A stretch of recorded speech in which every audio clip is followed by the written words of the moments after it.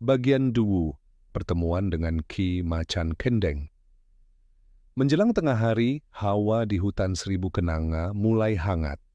Dari arah jalan setapak di tepi sungai, tampaklah beberapa penduduk desa datang bergantian membawa luka dan penyakit, memohon pertolongan pada bocah sakti yang tinggal di Gua Batu.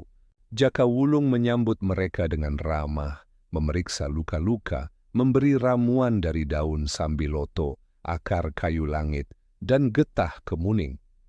Ia menolak setiap pemberian, hanya tersenyum dan berucap lembut. Alam telah menyediakan segalanya. Aku hanya menyalurkan berkatnya. Setelah orang terakhir pulang, datanglah seorang lelaki bertubuh tinggi besar, berpakaian rombeng dan bersenjata golok pendek, berpamor.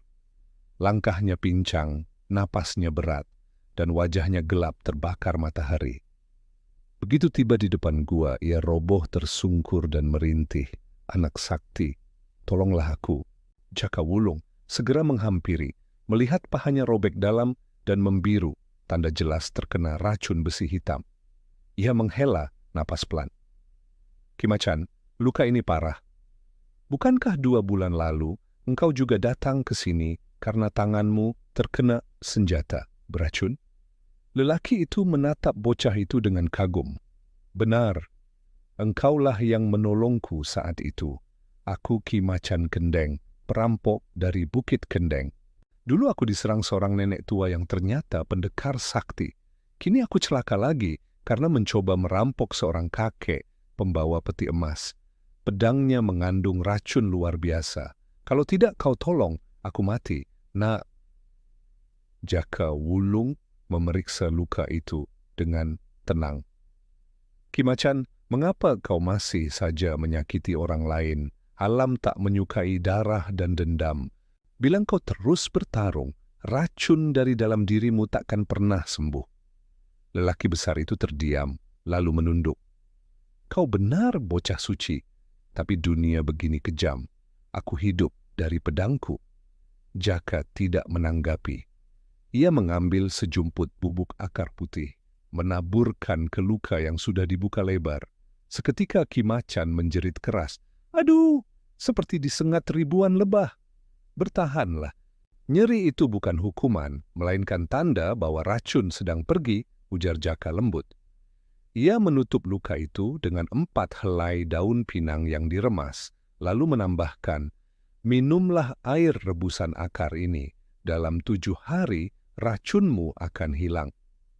Ki Macan menatap bocah itu lama, lalu berkata dengan suara berat, andai aku punya anak sepertimu, mungkin aku takkan sesesat ini. Terima kasih, Jaka Wulung. Tapi dengarlah, aku datang membawa kabar penting. Jaka mengangkat kepala, alisnya berkerut. Kabar apa, Ki Macan? Namamu sudah menggemparkan dunia persilatan. Para perguruan dan jawara ingin mencari bocah sakti dari Gunung Kenanga. Ada yang ingin menjadikanmu murid, tapi 2 di antaranya bukan manusia baik-baik. 2 orang itu, yang satu kakek pengemis yang disebut Ki Tambak Sewu, ketua perguruan pengemis 8 bayangan. Wajahnya tampak lembut, tapi hatinya sekejam ular laut. Yang kedua, perempuan cantik bernama Dewi Lembayung, pendekar misterius yang menutupi wajahnya dengan kerudung. Katanya ia menuntut ilmu dari darah bocah suci. Jaka menatap lurus ke depan. Aku tidak punya musuh, tak ada alasan bagi siapapun untuk mencelakaiku. Ki Macan menggeleng lirih. Kau masih polos, bocah suci. Dunia persilatan tak selalu berjalan di atas niat baik. Jika 2 iblis itu turun gunung, mereka bisa menelanmu hidup-hidup. Jaka hanya tersenyum tipis. Aku tidak akan pergi dari sini. Banyak orang desa yang membutuhkan obat. Kalau ajal datang, aku akan menyambutnya di tanah ini. Ki Macan berdiri dengan susah payah, menatap anak kecil itu penuh haru. Sungguh luar biasa. Semoga angin gunung melindungimu, Jaka Wulung. Kalau nanti 2 iblis itu datang, ingatlah kata-kataku. Dunia ini akan bergetar karena kehadiran mereka. Lelaki besar itu pergi tertatih, meninggalkan hutan dengan hati gelisah.